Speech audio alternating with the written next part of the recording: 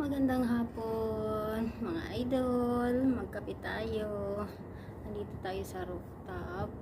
So, nagre-relax muna tayo mga idol kasi wala tayong schedule ngayon. Excuse me.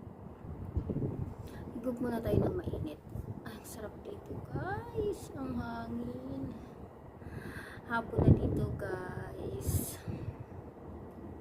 Mga alas 5 pero ano na, maliwanag pa.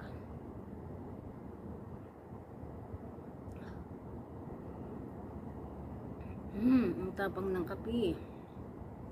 Hindi rin ako naglalagay ng kunting asukal. Yung pang ano lang. Kasi syempre dati sanay tayo sa may asukal. Sinasanay ko lang yung sarili ko na walang asukal.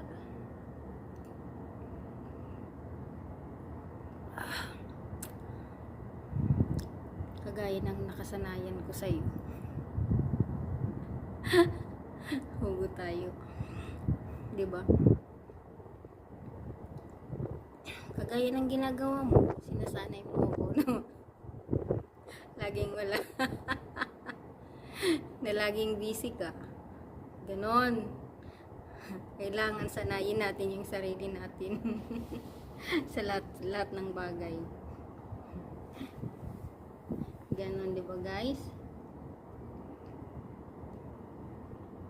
Sanayan lang yan eh.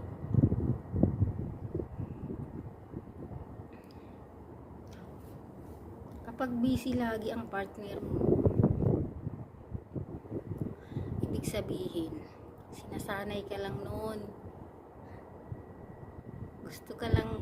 Gusto lang mangyari niya, masanay ka sa ganoon para at least maging komportable siya. Maging komportable kayo sa isa't isa. Na masanay ka na ganun siya.